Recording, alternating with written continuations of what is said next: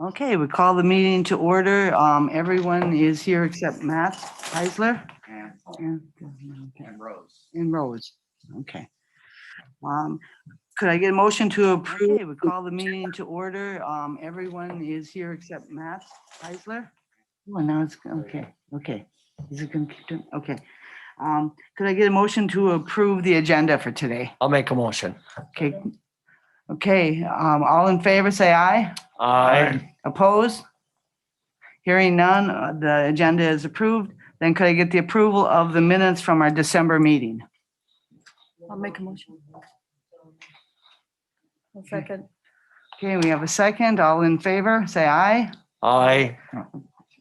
Opposed? Hearing none, the minutes are approved. Public comment, is there anyone from public wanting to come forward? No. Okay, well then we're on to the unit program.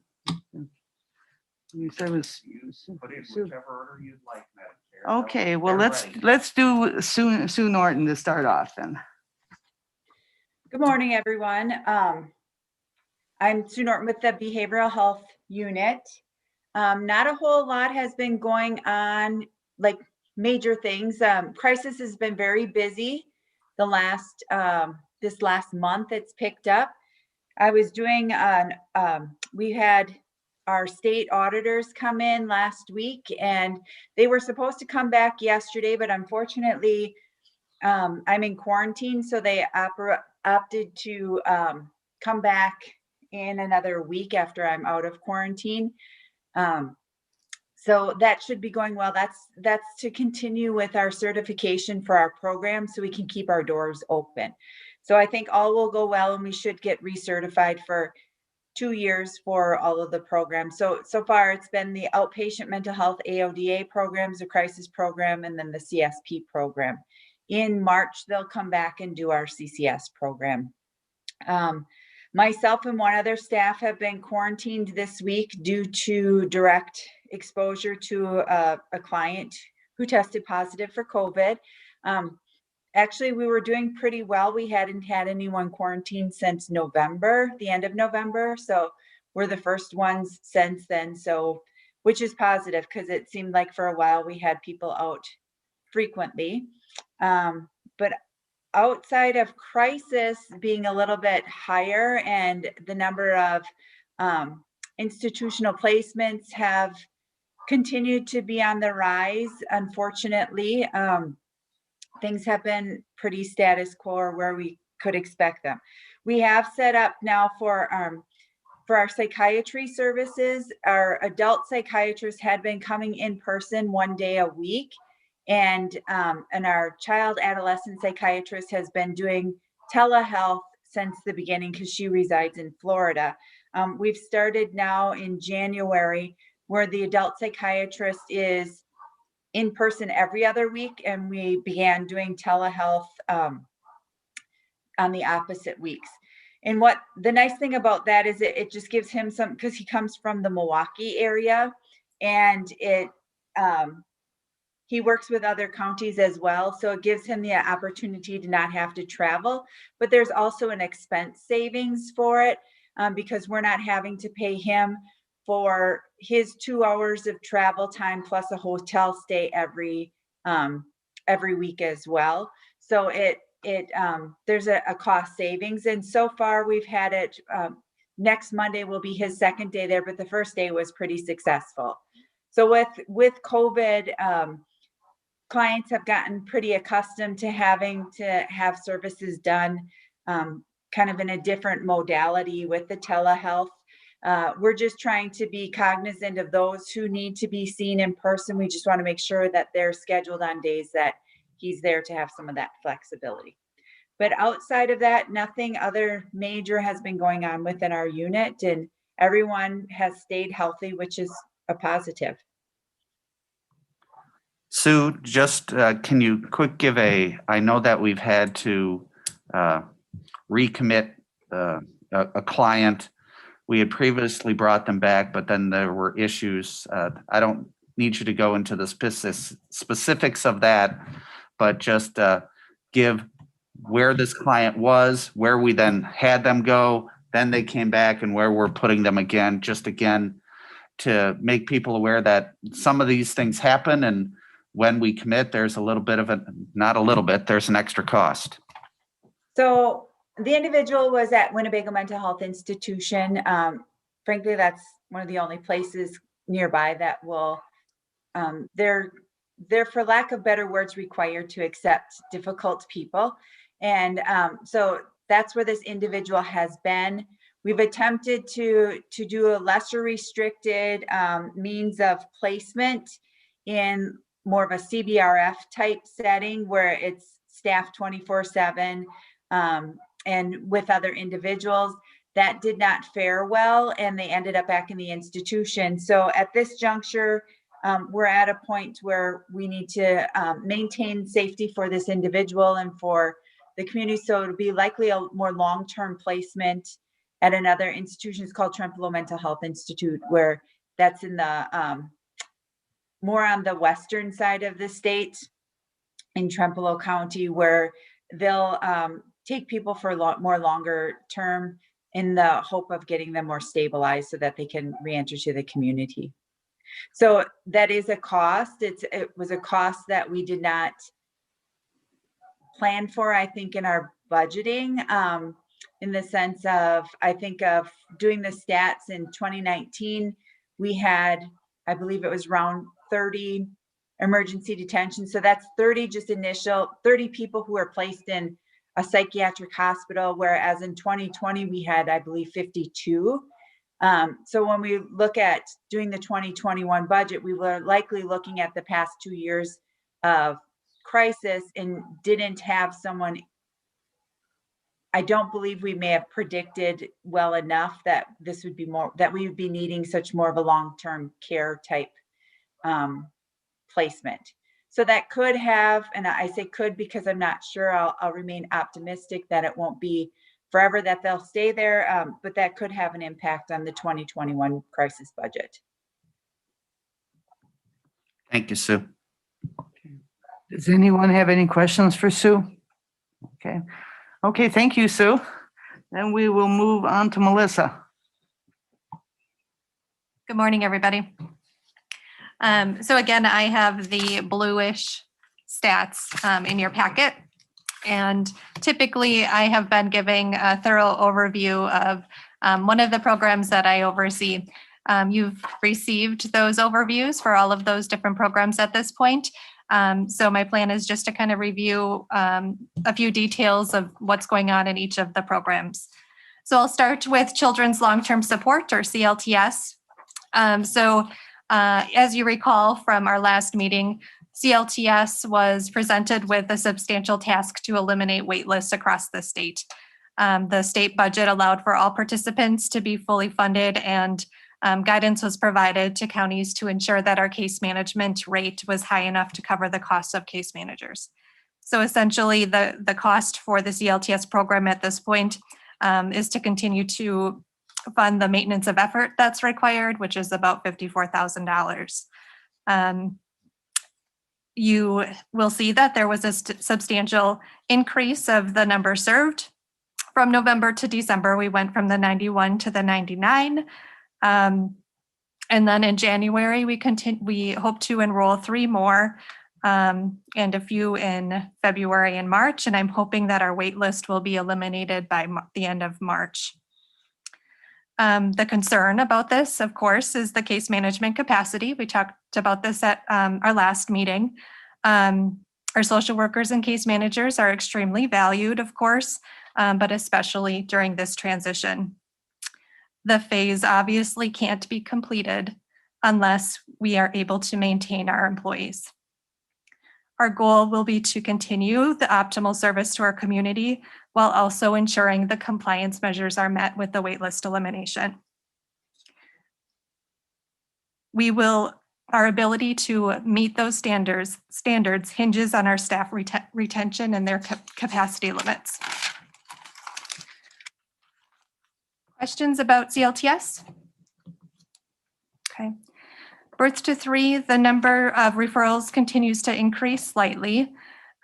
We had some struggles with COVID in the Birth to 3 program, exposure and a positive incident with staff. So there's been a lot of coordination to ensure that consumers continue to have their needs met in that program. Everybody is working together really well to make sure that those visits are still made and that the consumers are seen as needed. For CST, the Coordinated Services Team, you see that there was a slight increase in the number of consumers served at the end of the year. That was because there was a push to make sure all of the funding in that program was utilized by the end of the year. And then last time we met, we talked a little bit about the upcoming training. So that training was held for our staff.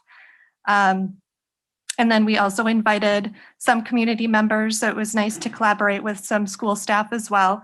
The training was on interviewing child victims with disabilities.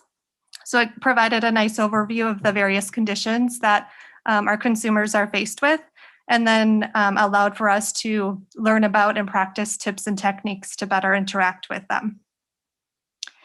For all of these programs, including CST, Birth to 3, CLTS, APS, transportation, we are all working on the end of year reporting as well. For adult protection, you can see that the numbers were fairly stable at the end of the year. The annual total was only slightly up from 2019, so that was good because statewide they're seeing a pretty dramatic increase in adult protective referrals each year as our population ages. Another note is just that I was glad to see that the financial exploitation cases dropped the second half of the year. So we're hoping for that to continue. Transportation. So we're eager to offer the vaccine to our volunteer drivers so that they'll feel slightly safer transporting our consumers. And another impact of the vaccine, so now that it will be opened up to those 65 plus, we're receiving a lot of requests for transport for the consumers to go to the fairgrounds to get their scheduled vaccine. So the drivers that we do have are busy. We were awarded the grant from the Greater Green Bay Community Foundation. We talked about that last month as well. We were hoping to be awarded that, and we were successful. So we were awarded $10,650 from that grant. So the plan is for any transportation requests that we can't meet through our program, we'll be looking to private transport providers to provide the transportation, and we'll use that grant funding to reimburse them.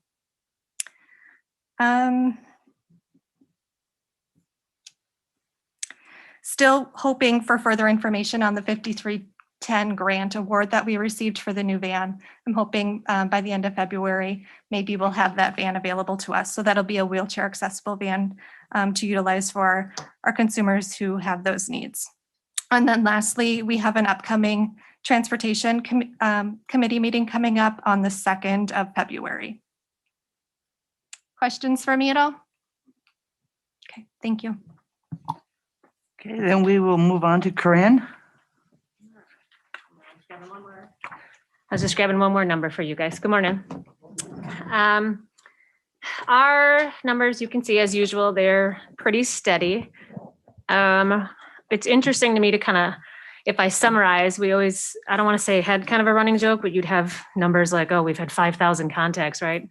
And now we can see in our numbers that we've probably had closer to 6,000 contacts this year, if I added in the months I don't have in there, with an additional 310 new referrals that require a response.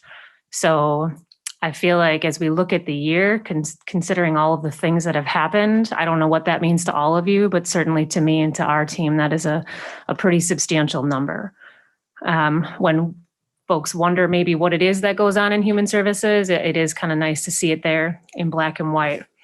And I would add that of those contacts, we regularly get updates from the state that 100% of the face-to-face contacts that are required are done timely. And then we've just started getting a stat about the new referrals, and there's a process, a timeline for how new referrals are to be responded to in a timely manner. And we just received an email when the state ran our numbers that we were at 100% for those as well. So not only are they doing what they need to do, but they're adding the new stuff in a timely fashion as well. So that's just a little credit to our staff. Generally, we're doing end of the year reporting right now. That's coming along fine. We have not had, knock on wood, any major quarantines since probably, I don't know. It's only been, honestly, I think 3 weeks, but it feels like 100 years that we haven't had anybody on quarantine. Again, new referrals are pretty much steady. You can see the youth justice referrals picked up in November, December of last year. And I think I'm at 9 or 10 already this year. So while that youth justice referral number will be down for last year, I don't suspect it'll be down for this year. The biggest thing in our unit is we tripled our children in placement earlier in the week. And that resulted from, without getting into too many details in a public meeting, that resulted in a substantial safety risk, or was the caused by a substantial safety risk to both several small children as well as our staff. So that action needed to be taken. It is, of course, a significant budget undertaking, and we did not certainly plan to take 7 children into custody in one swoop. So we have certainly planned for an increase, but not that big of an increase. And that's, I guess, the information for you guys to have as we continue to process that throughout the year. Hard to tell at this point whether that is long-term or short-term, but that is definitely a financial, I mean, it's way more than a financial impact, but it is for this committee, I suppose, to consider the financial impact of that necessary action.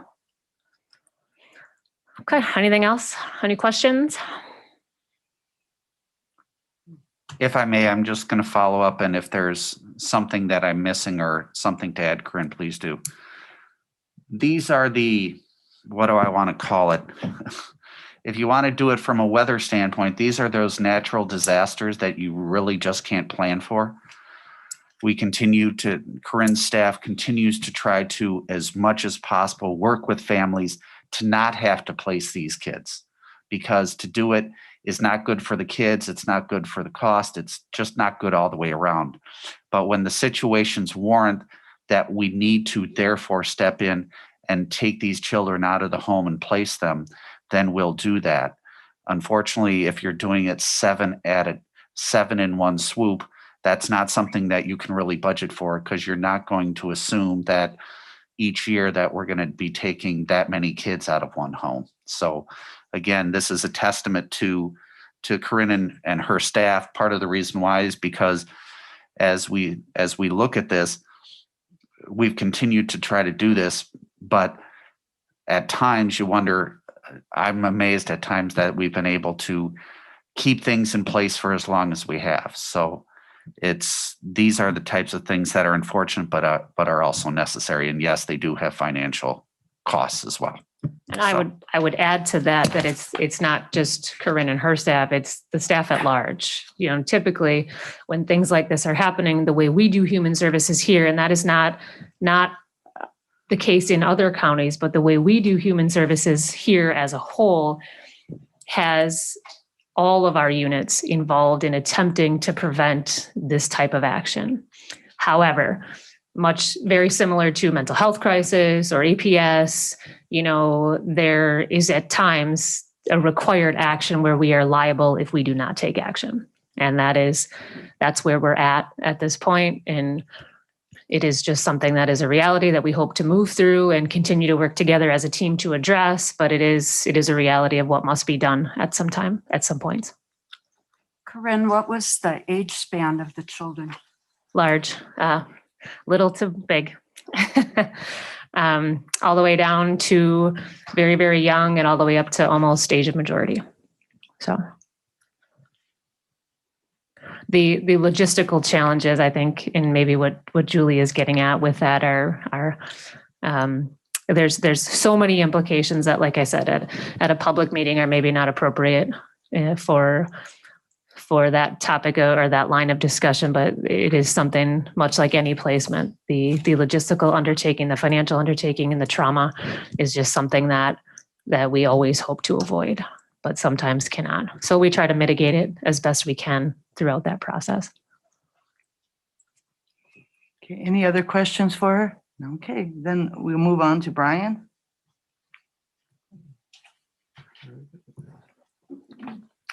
Good morning. I'm going to go over the financial reports with you that were sent out. We'll start out with the billing report. This is the billing for all our services within the that we do here in Kewaunee County for that we bill out to insurances and MA. And this amounts to roughly, again, just to remind you, about 33% of our total revenues that come in. Through December, we billed so far 162,000. That was as of the 18th. That would put us at a year-to-date of 2,257,000. We're still doing some cleaning up and more. We'll be doing that for the next 2 to 3 months. So we'll have some additional revenues coming in. We'll try to put those back into 2020 as we can see fit. Last year in December, we had 173,000 for billing in total, for a total of 2.3. So if we look at through our cleanup, if we come up to a conservative 2,270,000, that still puts us about 92,000 lower than last year. With everything that has happened in this year 2020, that's kind of understandable, I guess. Any questions on the billing report? Yes, I have one question. Last month in the meeting, your billing report included reimbursements over to the right. I did. Okay. Can you include that in the reports when you send them out? Sure. I just didn't print include that in there. Yeah. Right now, in total, right now we're running about 60% reimbursement, but that's not in total. That will go up throughout as we continue to collect money that comes in. So, okay, will do.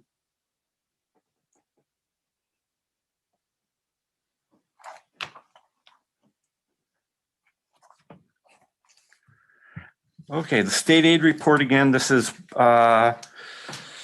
amounts to about 34% of the revenues that we do take in throughout the year. This is for our services that report to state programs, to DHS, DCF, and a few other entities within there. For the CARS report, which is the DHS report, we have to go back. We're working on December, so we have what we billed out in November. We billed out 167,000 for the month. Year to date, 130 or 1,365,000. And we have an offering so far out there of 1,028,000. So we've exceeded it in some programs. So we're trying to get fully funded as many of them as we can.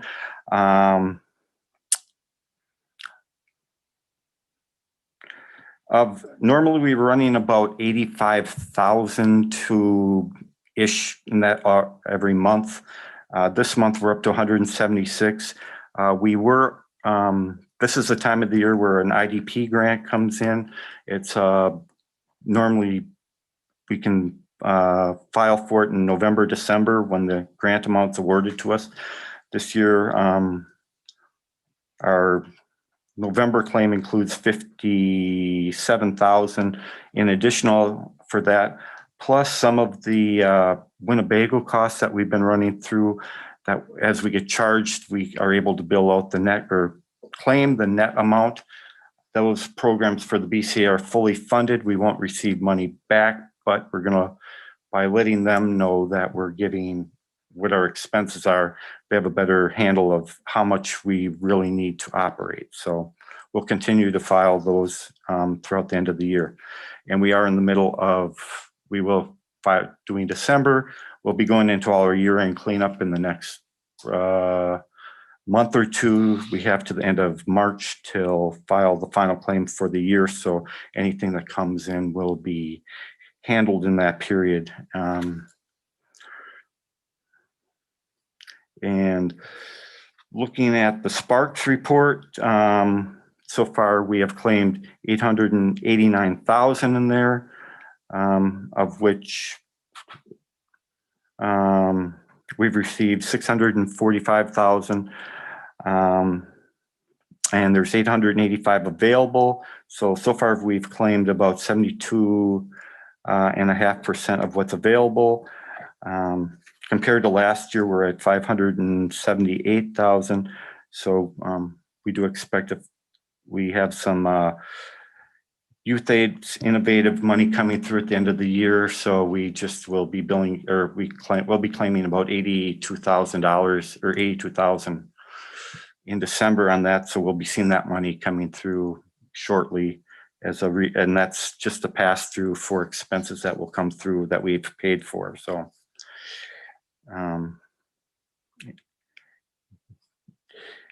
we won't it won't be offsetting expense or other expenses. Income maintenance, so far we've claimed 283,000 of 140,000 available. We've received 99,000 compared to 200,000 last year. So we're right in line, and that's through October. And as we continue to file for the end of the year, everything we file, we'll be getting about half of it back due to being that it's the federal portion is some sufficient, and we're getting whatever we file. So expect about another 15,000 for each month there. So doing okay there. Any questions on the state aid report? Okay. Contract status report. Again, this is where we are with all our contracts and what we paid for them throughout the year. The only thing to note is we've done pretty good. We have one, if you look in the far right column, one has turned, I think, red, and that's just a warning that we potentially could exceed the contract amount. We haven't. And if we did, we would have that. So normally last year, I think we had, a handful of them that had gone over that we had to resubmit. So because of the type of the year we've had, our services have been in line with our contracts. Any question on the contract status report? And again, there are a couple additional contracts for 2021 to be approved after my session here. Brian, so the two that I see in red, one is TCM, which is our software. Right. And then the other one was that, and I'm looking close, is that Phoenix? Yes. Okay. So we haven't gone over, but if we keep on the same path, we had a large December claim come in. So if there's, we still have the December, that the amount we paid in December is really for November. So in January, we'll have a year-end claim sheet or row 2 for the December claims that pertain to that contract period. Gotcha. So for the community members, if you're looking at that, you'll see that for December, there was a $5,600 cost for Phoenix in December, which if you look at previous months is significantly higher. But again, those are services that are needed for clients. So it's one of those where we just may be a little bit over that year for this year. And then we'll get, and if we are, we just issue another addendum to it to just rectify it. Yep. Vendor payments, any questions on this? We've had 202,000 for the month paid out, a little bit higher than normal. A couple of the abnormalities are 17.5 we paid to Algoma Schools. This is part of the Youth Justice Intervention Program. It's a pass-through, so even though we paid it, we'll get everything back when we file through our Sparks program. And also, we did pay for the training cost, the $10,000 of which Melissa was talking about, and that will be fully refunded through our CST program. So even though we had a couple large items on there, they will have no direct effect on the bottom line, I guess. And there should be credit, I don't know, did you get the credit card? Yes, statements? they're on Okay. everyone's desk. Okay, so we did get the credit cards this month out to you. Looking at the financial reports. Are there any questions regarding the vendor report or credit card reports? Sorry, Brian. Oh, sorry. We're looking at November. This is where we kind of had about a 6-week between meetings, so kind of seems like we're going back to November, but that's where we're at. Next month, we will go over December. We'll have better year-end numbers too.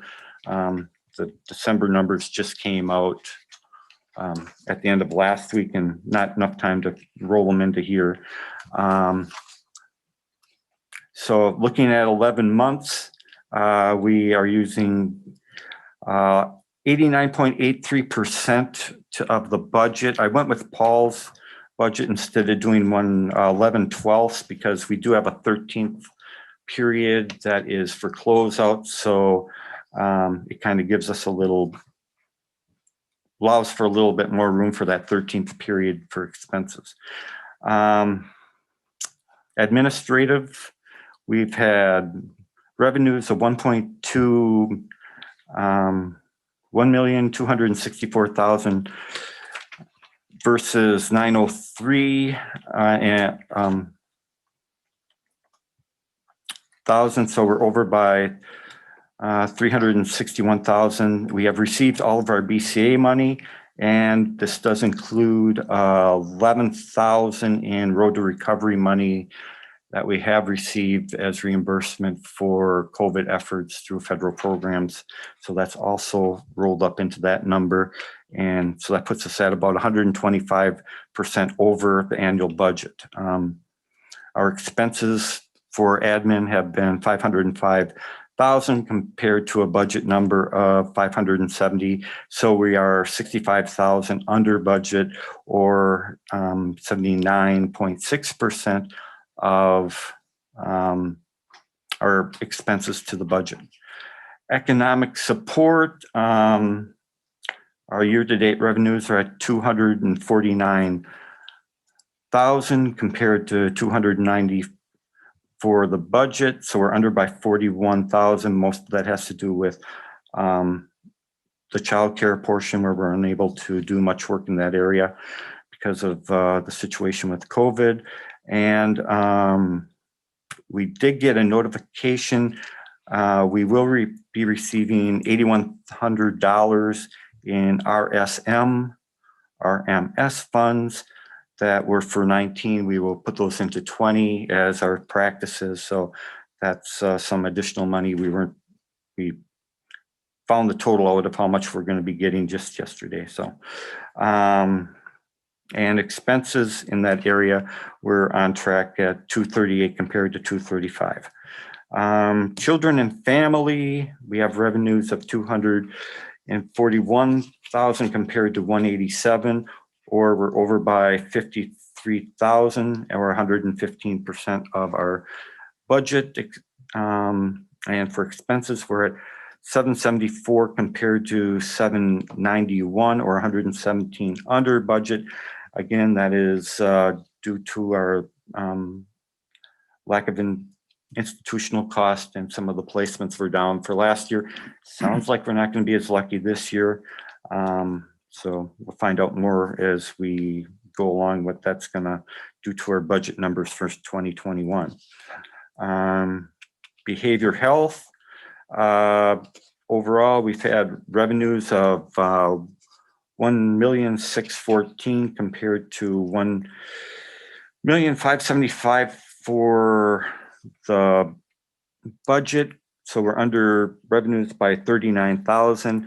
We're at 92% of what the budget compared to budget is. So, and expenses, though, we are at 2,059,000 compared to our budget at 1,845,000. So we're over by 214,000. Again, we're starting to see some of the Winnebago costs come in that are exceeding the budget, and we have exceeded our CCS expense for the budget amount that we had budgeted in that area. Family and communities, revenues of 916,000 compared to a budget of 961. So we're under by 45, but we're at 85% of our budget, and expenses of 1,372,000 compared to 1,363,000, or we're under by 9. So we're doing pretty good in that area considering everything. And we're at 90% of our expenses compared to budget. So in total, if we look at for human services, if everything were to stop as of November, we would have had a positive balance of 443,000 for the programs. Being that our goal was 89.83%, we've had revenues of 98.2% for our revenue. So we've exceeded our revenue is above that, and our expenses are right in line at 90.7. Having one more month to go and year-end cleanup.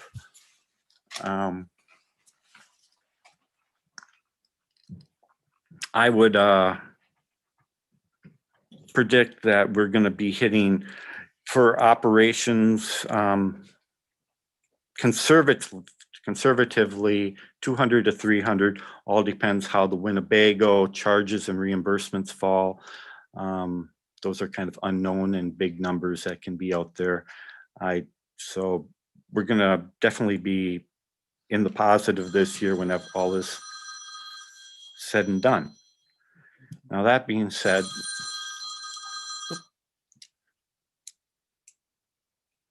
Scott, did you want to be the bearer of the good news?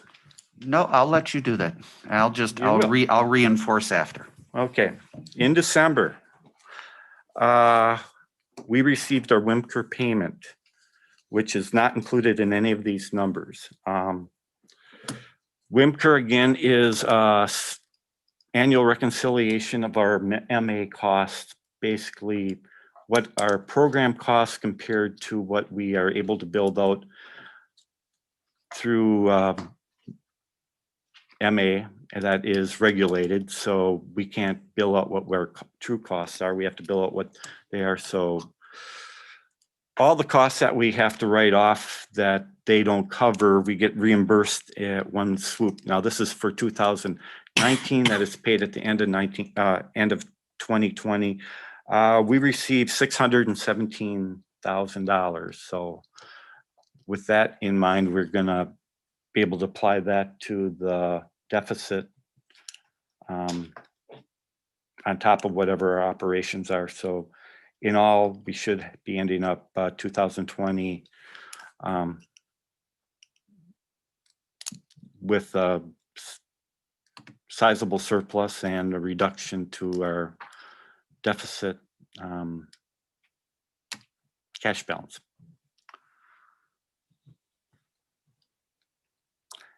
So any comments or questions? If I may, I'll just throw a couple different things out there, and I'll leave the WIMCR for a little bit later. This has been a challenging year because of the pandemic, being able to have our staff provide services to their clients. As well, it's been difficult because the rules and regulations have changed as to what can be a reimbursable cost, what hasn't. The state has been at times flexible in the respect that not having to have an in-person contact with the client, yet still be able to bill for that contact. The staff has done an excellent job. As I had said from earlier a few months ago, that I had challenged the staff to start to really focus on their billing and billable hours. And that has been reflected. We have started to see an increase in some of those billable hours. And because of the staff's focus from an operational standpoint, as you can see, we're looking at an operational surplus of roughly $200,000 to $300,000, which is excellent, which is a testament to the unit managers and to the staff. So that's, I'm extremely happy about that. I'm also happy about, of course, that we are no longer using WIMCR payments for operational costs. So that is as I have wanted to have it be. Those WIMCR payments can therefore address any type of fund shortfall that we may have. As well as what we've learned is that the more billable hours that you therefore put into the system actually will increase your WIMCR payment. Why? Because you're billing for a certain dollar amount and there's a gap. So the more billable hours, the more we do that, the better our WIMCR payment will be to cover those gaps in the next year. So I'm very excited in the respect that because of staff and how we've been working together, this human service fund deficit will be reduced by more than 50% by the end of 2020. We will be absolutely on track to address the entire deficit within 5 years, if not sooner. In fact, within 5 years, and start to build a fund balance, which is important. And the reason why I say it's important, and to a certain degree, I'm going into director's report, so I apologize, but the reason why it's important to have a good fund balance is you just heard from Ms. Conkle that we're having a placement of 7 kids. That's going to be expensive. You heard from Ms. Norton that we have a person that previously we thought we were bringing back and now are more than likely going to have to place in an institution long-term in Trempealeau. These are all things that have costs that come out to thousands, tens of thousands of dollars a month, and therefore at times can be what I call budget busters. So part of the purpose of having this fund balance allows us to do that. It may be a bad analogy, but it's the best one that I can think of. In county, for those that don't know, our highway department has a fund balance. We budget out $750,000 a year in winter maintenance, i.e. for plowing. And some winters are good, like so far, this winter has been pretty darn good. So if we don't spend the full 750, that goes into the fund balance to pay for winters like last winter that we had a lot of snow and therefore had to exceed our budget. And so again, I am extremely proud of what the staff has been able to do. I think that we're on the right track and we will continue to do these things. And again, I want to applaud what the staff has done, because we're really starting to see the fruits of that labor. And I think then as we start to do that, we can also start to look at, are there different ways, if we have fund balances, are there different ways that we can invest within the department to provide even better service, get better client outcomes, and as well as assist our staff in doing their jobs. So I just, again, wanted to reiterate what Brian said, and again, thank the staff. Does anyone have any questions for Brian? Okay. Then we'll move on to the contracts. You have in your, it should be, if not, I think the last page, we have 4 contracts that are looking for renewal for 2021. So I would recommend approval. Is there a motion to accept those contracts? Make a motion to accept those 4 contracts. Okay, is there a second? I'll second. Who's it? Joe and then Tim. And Tim, okay. All in favor, say aye. Aye. Opposed? Hearing none, contracts are approved. And we're moving on to Human Service Director report. I could continue to talk, which is usually my downfall. So I'm going to try to quit while I'm ahead, and just if there are any questions, please feel free to ask.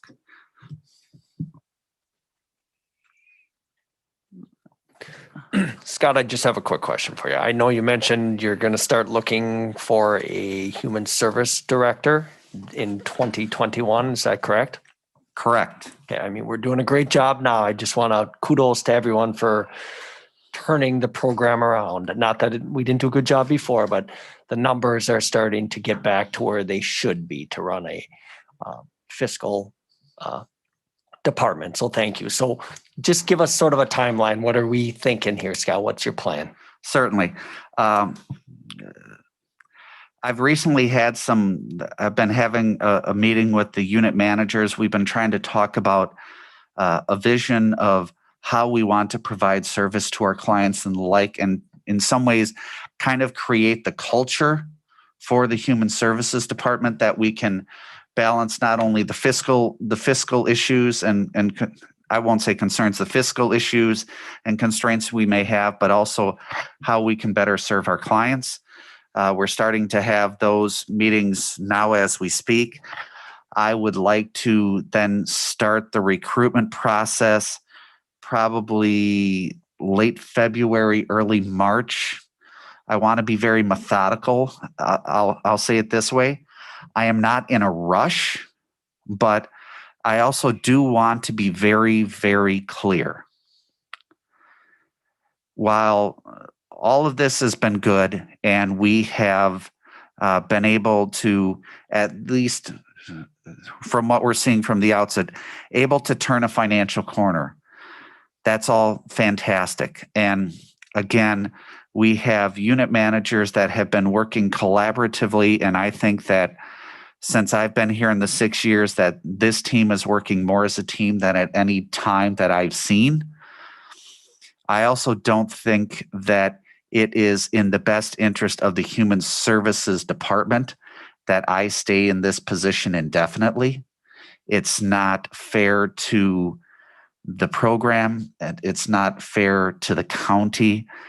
So I do want to have some of those conversations as to where we go from a direction and a culture standpoint.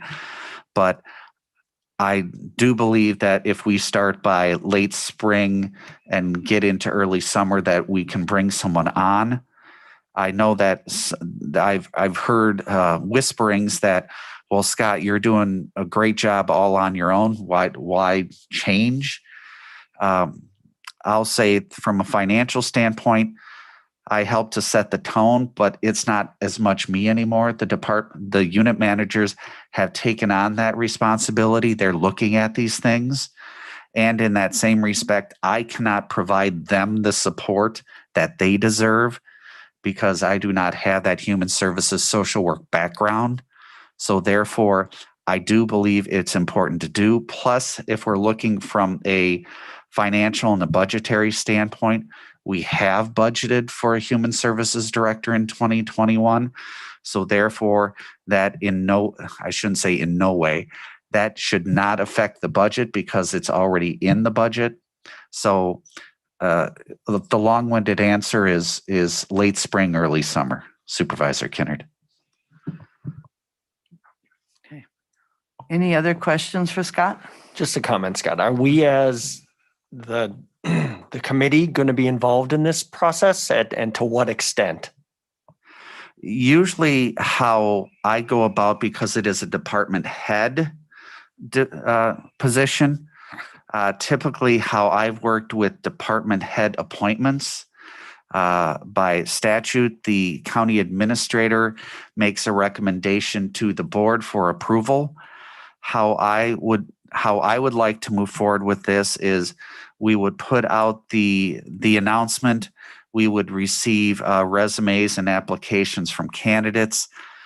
More than likely, what I would do is I would have a round of, after weeding them down to the interview standpoint, I would have interviews which would include the unit managers. Sometimes there are times that I can usually invite the chair of the committee, or if there might be one or two interested members from the committee, that's fine.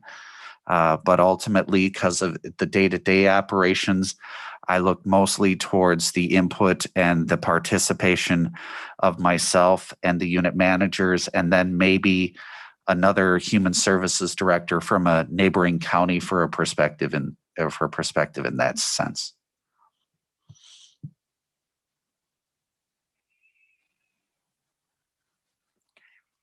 Any other questions for Scott? Okay, is there anything else that we need to discuss? If not, we'll go on to setting the next meeting as February 16th at 8 a.m. Are you meaning February 18th, Madam Chair? Or is it 16th? 18th, 18th is the Thursday. I just wanted to be sure. the Thursday. Okay. Then yes, it would be the 18th. Yeah. Is there anything else to come before the committee? If not, I entertain a motion to adjourn. So moved. Okay, there was Doak, and Tim, and then Doak as second. All in favor, say aye. Aye. Opposed?